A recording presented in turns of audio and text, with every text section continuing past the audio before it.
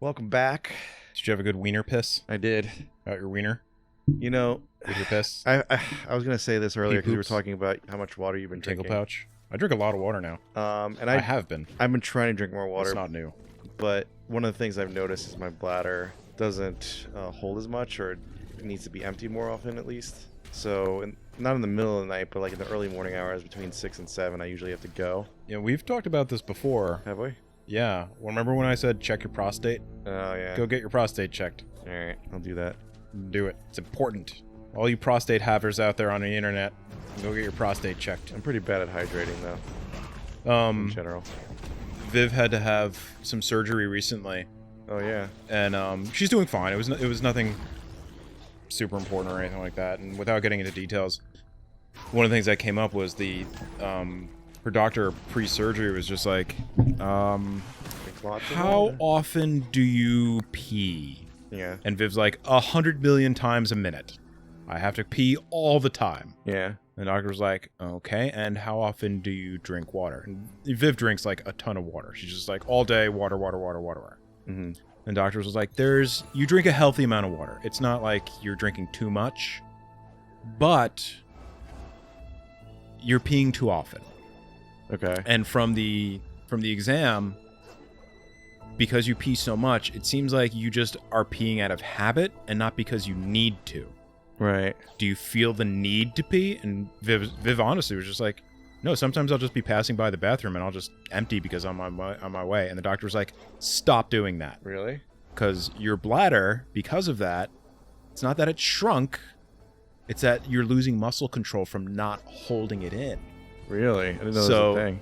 The doctor actually explained, I felt so vindicated Yeah. with what she explained. She's like, a lot of parents with their kids, especially when they're potty training, will try to get their kids to, like, they'll feed them water, feed them juice, feed them, just get them drinking, and try to force them to pee. And the kids are not learning to feel when they need to pee, and then they fail. Right. Because they're not feeling when they need to pee. They're being forced to go to the bathroom by their parents. Yeah. And I was just like, I was right to tell you to stop telling him to pee all the time. Yeah.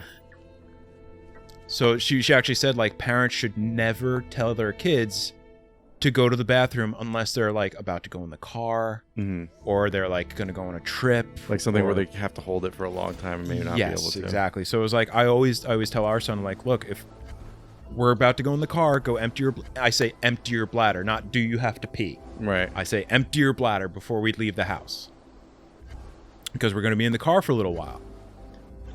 Wolfram, we're going to go for a walk. Empty your bladder before we go on a walk. Yeah. And he's like, yeah, okay. Viv, on the other hand, says, Wolfram, go pee. And honestly, he says, I don't have to. Yeah. Because he doesn't have to pee. He doesn't feel like it. So when this doctor's... I didn't say anything, of course, to Viv, because I can't ever be That guy. that guy. But, like, I gave her that look, and she's like, shut up. We had that telepathic connection. I was just like, uh-huh.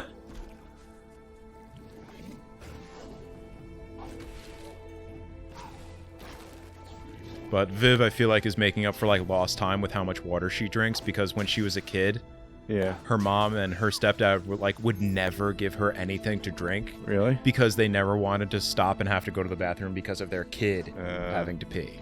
That sucks. And I was just like, what another great example of what shitty parents you had.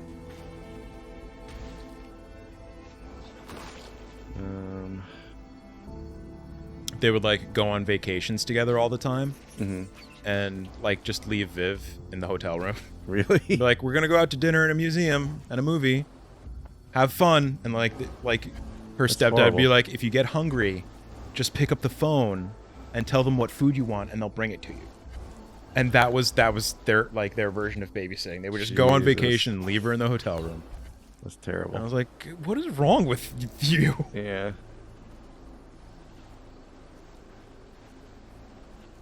All right. And this coming from, like, me, who had parents who never, ever, ever, ever went on vacation, Mhm. realizing that's still a shitty thing to go. Yeah.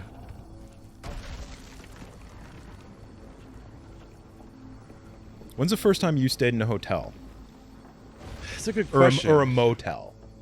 I think the first time I remember doing it, this is actually kind of a funny story. I was maybe like 5 or 6 years old. my mom's side of the family wanted to take a trip to Portugal. This is when my parents were still together. So my dad, my mom, and my mom's cousins all got together, rented a van. Like one of those... Oh, this is when you're still living in Spain. Yeah, not like a minivan and not like a windowless van, but one of those like passenger, like shuttle vans they used to like use to go to the airport and back and stuff like that. Sure, when you have like the rows of seats, right? Yeah. Yeah. So I think it had like 6... Not a van, but a or shuttle. It had 8 seats in it or something like that. Nice.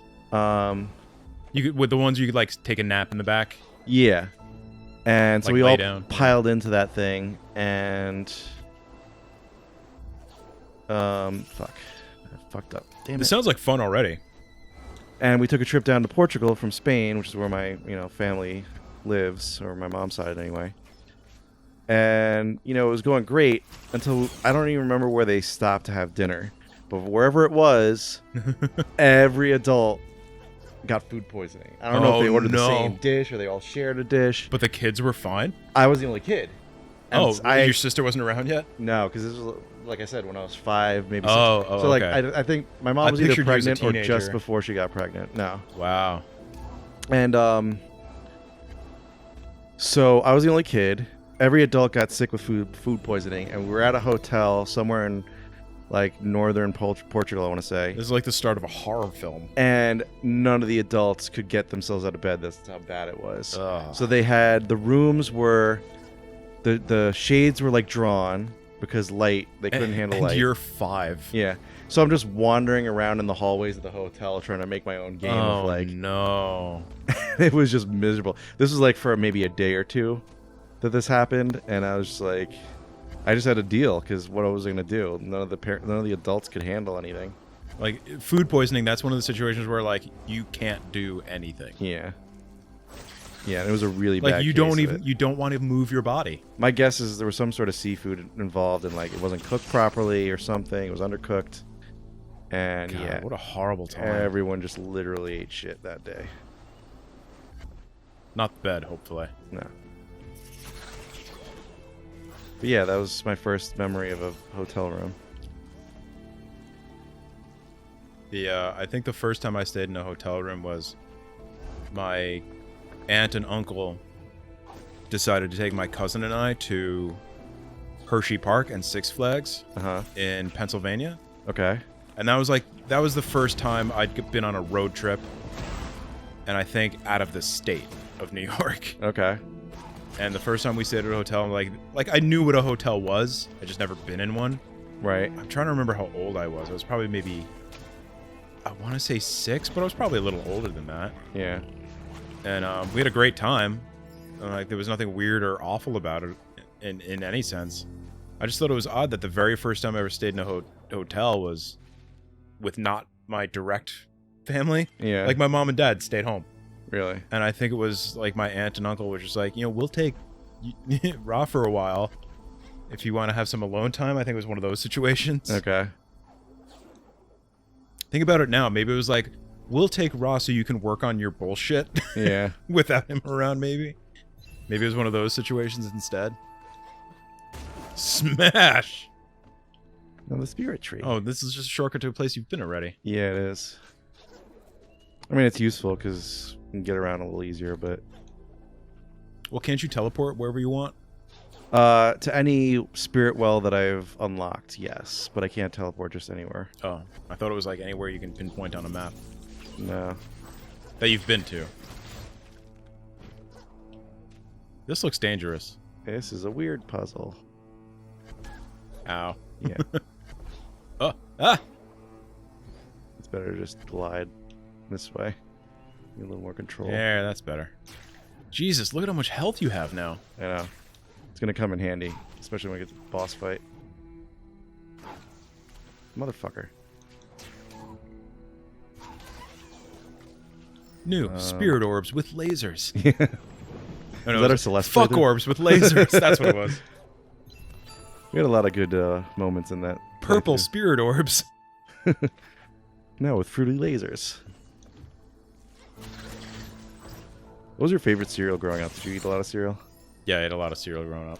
I don't think I could pinpoint a favorite because tastes change over time. Yeah. For me, it was definitely Cookie Crunch, but it would make my gums feel I weird. hated Cookie Crunch. Really? Yeah, I couldn't stand. I was so disappointed that cookie cereal didn't taste like cookies. Well, I mean, most cereal doesn't taste like the thing that it's supposed But to if you mimic. make a cereal and it's supposed to be cookie cereal, you would think it would taste a little bit like cookies. Yeah. It didn't taste anything like cookies, Ives. I also like Cocoa Krispies. I liked anything where the chocolate would like seep into the milk and make it like chocolatey and milky. Wow, we are on very opposite Really? ends of the cereal spectrum. I don't know if we can be friends anymore. All right, I didn't like Cocoa Krispies. I didn't like the Flintstones. Is that Cocoa Krispies? No, that's the Flintstones chocolate pebbles. yeah, Fruity Pebbles, I think it was called. No, they had chocolate ones too. Okay. Which I hated that. Cocoa Puffs. Cocoa Puffs I didn't like.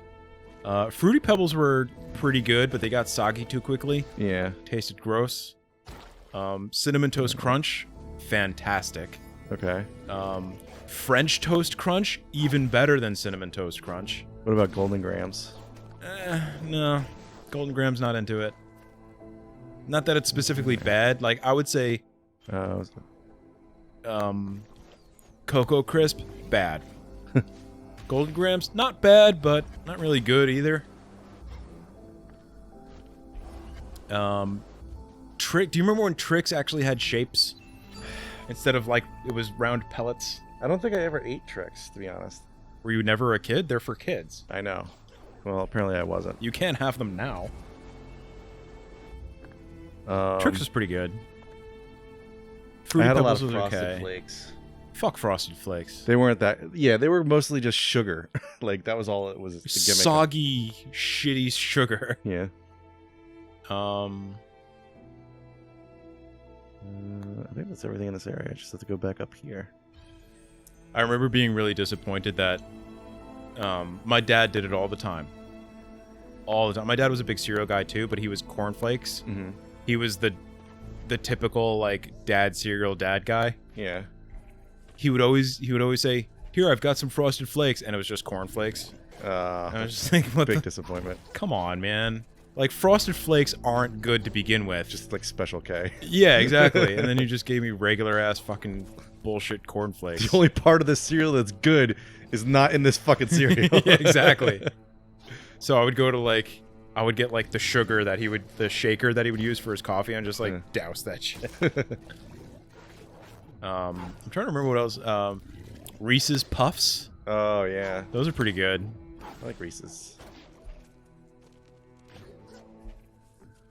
Honey Nut Cheerios are like a staple, I think, in everyone's kitchen. I never liked Honey Nut Cheerios. Like, that's the thing. They're like Golden Grams for me. They're not good. They're not bad. The only Cheerios I liked were apple cinnamon ones because they're Yes. the only ones that didn't taste like cardboard. And Right. Well, no, it tasted like cardboard covered in good. Yeah. Like, they made up for it somehow. I need to get some upgrades because I have a shit ton of Spirit Light now. Is it possible to talk about Cheerios without bringing up AJ? And how he's like a 3-year-old, because you've never seen him like walk around with his baggie full of Cheerios? No, I don't know Really? the story, yeah. Do tell. That's it. I've told it already. That's the story. AJ will walk around. Like, if you ask him, chances are pretty good that he has a little baggie of Cheerios on him. He's just like, he's a little kid in that sense. He still does that to this day? Oh, yeah. Yeah, I've never noticed it. You know, in Spain, they didn't... I mean, they weren't really big on cereal. That's more of like an American, fabrication. Cereal? Yeah. So their alternative, unless they were eating like eggs or, something along those lines. A real breakfast? Yeah. Yeah. My friend would have usually warm milk with pieces of like warm baked bread that they would like break Shred into it up. pieces and put into a bowl, and that was their cereal. Which Right? is disgusting. Yeah. I mean, it's nice if you have an upset stomach and you just want something really soft to eat. Yeah. It's not, Or if you're like, you're not fully upset. awake and you're just trying to get through your morning. Yeah. Same thing with when I visited my Costa Rican family. It was very similar. Like, their cereal was abundant. There was nobody who didn't know what cereal was. It Yeah. wasn't like an American thing there. but it was not a commonplace breakfast food. Right.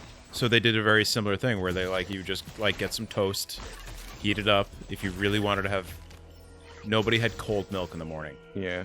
You always heated up your milk because you didn't want to shit your brains out. I'm serious. I know. I mean, it's not the same today. Like that's not a problem anymore. Right. But when I was a kid, you had to boil or heat up your milk so you didn't shit your brains out because you had milk. Spain didn't have the shit your brains out problem with milk, at least while I was a kid.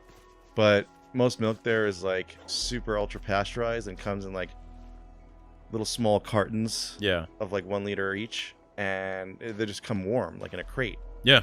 So you'd have to stick it in the fridge when you got home. It wasn't refrigerated by default.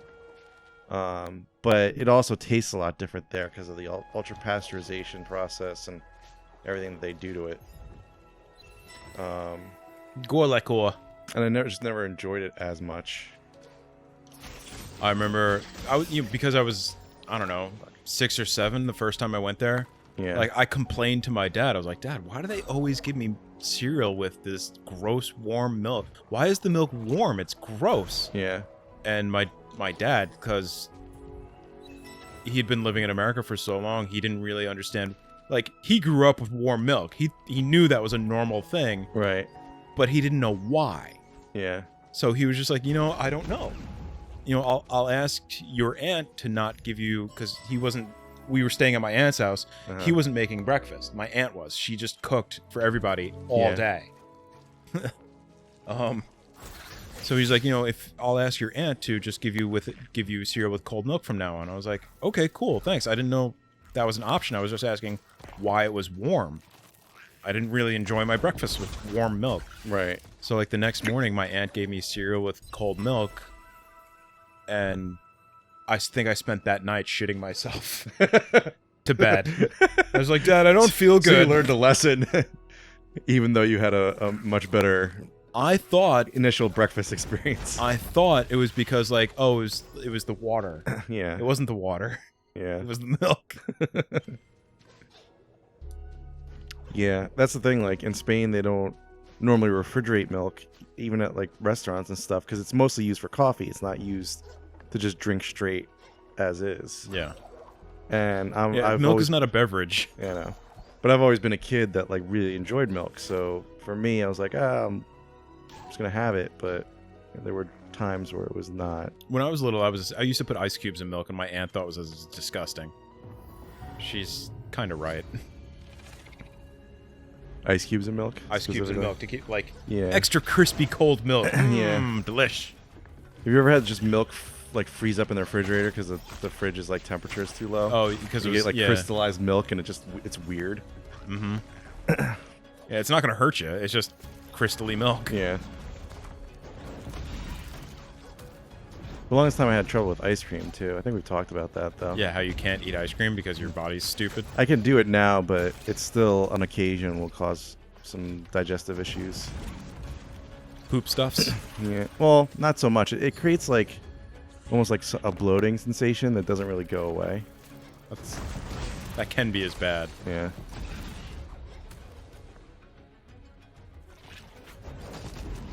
Smashy, smashy. This attack boost is really helping me out. I must have already done that. Because it normally would give you like a extra slot for your... It looks like the door is open. Is that what you're trying to do? No, that was supposed... The combat shrines give you like an extra ability slot. Like a spirit shard slot. Oh. So you can equip more passive things.